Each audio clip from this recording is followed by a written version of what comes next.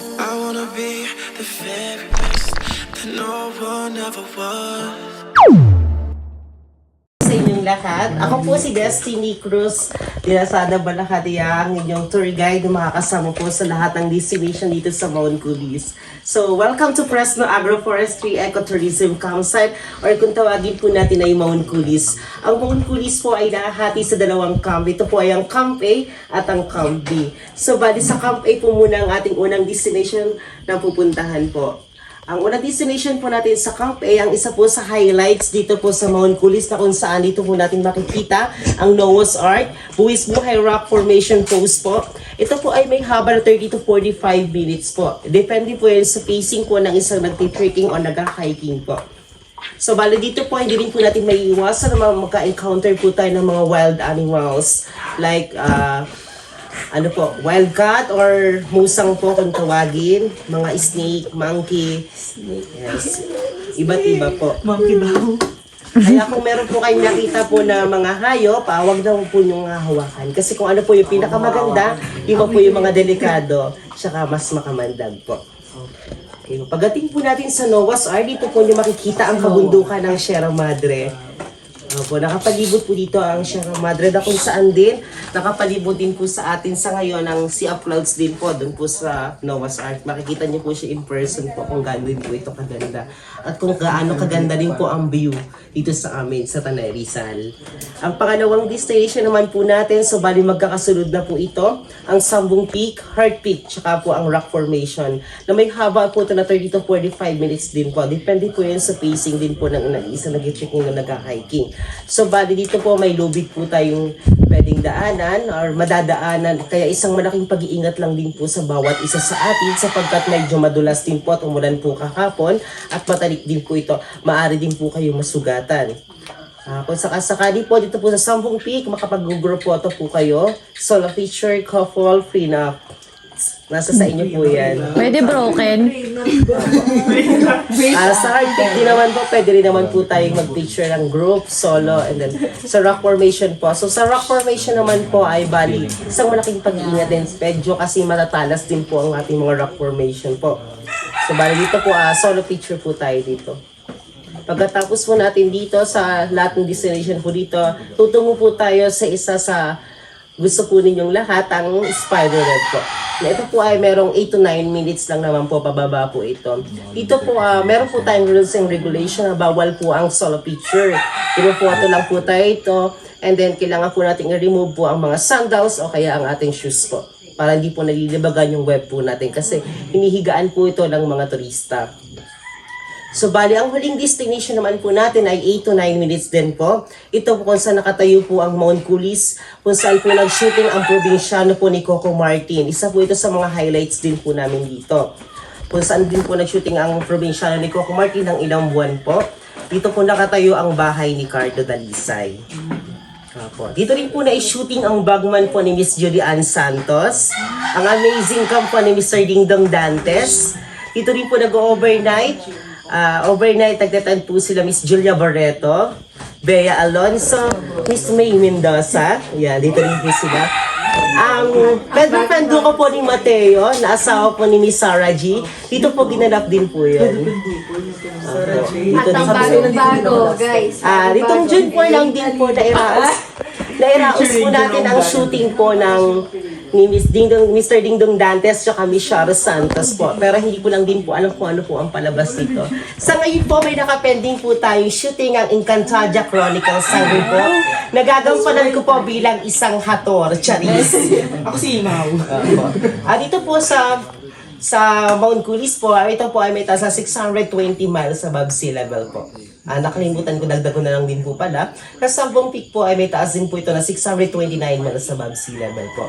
So pagkatapos po natin sa Camp A sa Mount Kulis po, so balik po tayo dito. 15 to 25 minutes po pababa po dito. So balik po tayo dito para mag-lunch po kayo. And then pagkatapos po pong mag-lunch, prepare din po tayo kung siguro kalahating oras din po para makapagpahinga din po kayo. And then baba po tayo sa Camp B na 30 to 45 minutes din po ito. Depende pa rin po yun sa pacing din po na nag-trekking at nag-hiking din po. So balik puro pababa po to. Dito po naman ang unang destination po natin kung pupuntahan isang Lion Falls na kung saan makikita din niyo po ang bundok ng rock formation. So bali maganda din po dito. Picture attraction din po. And then susunod po natin next destination po natin is ang Hanging Bridge na kung saan po sa Hanging Bridge po hindi na po tayo makakatulay sapagkat sa ngayon po kasi is picture attraction lang din po siya. Before po ang Lion po ang Hanging Bridge po ay papunta po ito sa Linaw Falls sa kung saan na-waste po ito ng isang malakas na bagyo, ang bagyong Ulysses po. So sa ngayon po kasi tinanggalan din na po siya para hindi na rin po siya mapuntahan. Under recovery pa po ngayon ang Linaw Falls po. And then dito po, pwede po tayong mag-group photo kasi sa bungad lang din po tayo. And then solo picture at para mapag-buwis buhay din po kayong post po dito sa Hanging Bridge. And then susunod po natin ang huling destination naman po natin na kung saan makikita nyo po ang Giant Swing. Tsaka ang overflowing river po na kung saan dito po kayo pwede pong magtagal ng gusto, mag-swimming na po kayo dito. May cottage po tayo dito na pwede po ninyong i-avail for 100 pesos po per each pero okay na po yun, na ano na po namin, nasettle na po namin yun ni sir. And then sa life vest kung gusto naman po ninyong mag life jacket or ano po, pwede nyo po siyang i-avail din. And then pagkatapos po nito, pagkatapos po maligo doon, balik po tayo dito ng 4. And then kung gusto nyo pong sumakay po ng 4x4 pataas, po. Tapos pwede po dito na rin po kayong magbanlaw po. Kaya kung meron po may mga sakit po sa inyo like hika, sakit sa puso, broken hearted, andito po kayo para ma-relax. Andito po kayo para ma-relax, hindi para ma-stress, ma-unwind, at makakuha po kayo ng bagong knowledge po dito sa amin sa bundok. Kala ko bagong lalaki.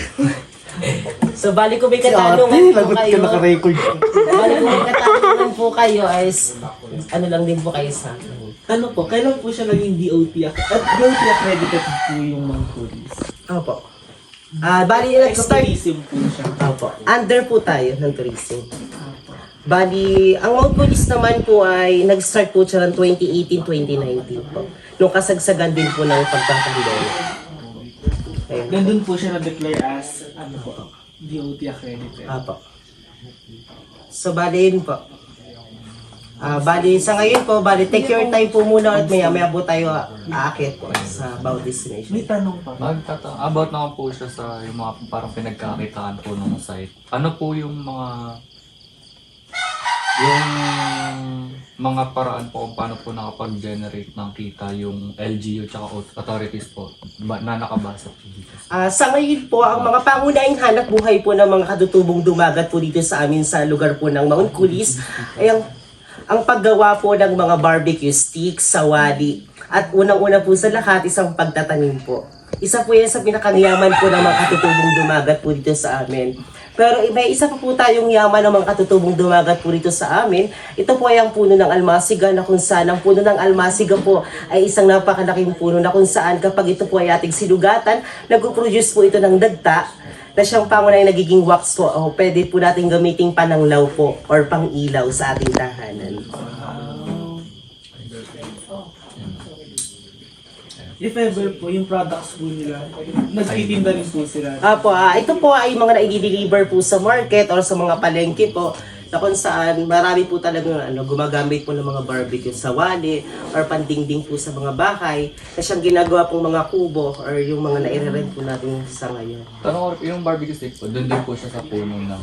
Sa puno po ito, sa puno po ng buho ay kawayan. Meron po tayong 5 klase ng kawayan. Opo, meron po tayong. Mamaya po itatalakayin po natin yan sa ating pong pag-akyat po sa ang iba't ibang klase po ng puno ng kawayan or bamboo. In terms po sa mga visitor, meron po bang parang policy dito na carrying capacity po? If may restriction po kayo? Meron po tayo. So, bali, ang lahat po nakapalibot po dito sa Mount Kulis ay pwede po nating tingnan, hawakan, pero bawal po nating pitasin. Kaya dito rin po sa amin, meron po pala tayong rules and regulation na kung ano po ang bit-bit po natin pag tayo po ay umakyat, ay siya rin pong bibit-bitin din po natin hanggang sa ating pagbaba. Mula po sa ating mga pinagamitan po, like mga basura po, ganyan. Para maiwasan din po nating masira ang kagandahan ng nature dito po sa amin.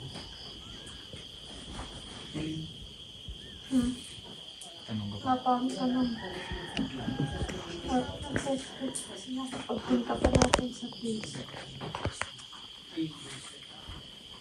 Meron po kayong mga homestay po dito or if gusto mong mag-overnight, ganun po. Or yung mga bahay kubo nyo po, nakasama po yung mga locals, ganun po. Sa ngayon po, bali dito po kasi sa Mount Kulis, nakahiwalay po yung mga bahay po ng mga katutubong dumagat. Dun po sa pwede pong pagkampingan po or paglagyan po ng tent ng mga guests po natin. Pero may napunta rin po mga dumagat doon. Dito po, sa ngayon po kasi ang mga katutubong dumagat po ay moderno na rin po. Nakisabay na rin po sila sa panahon po natin na siyang pangunahin, hindi na po sila mga nakabag. Kagaya po ng lugar po sa Pinatubo or mga katutubong Aita, na sa ngayon po is nagbibihis na rin po sila na kagaya po sa ngayon po or moderno na rin. Hindi na rin po mga nakabahag. Sa totoo lang. May halos karamihan din po ng mga tour guide po dito ay mga katutubong dumagat din po sila. Ako nga lang po ay isang half. Dahil ang nanay ko po is purong katutubong dumagat. Tapos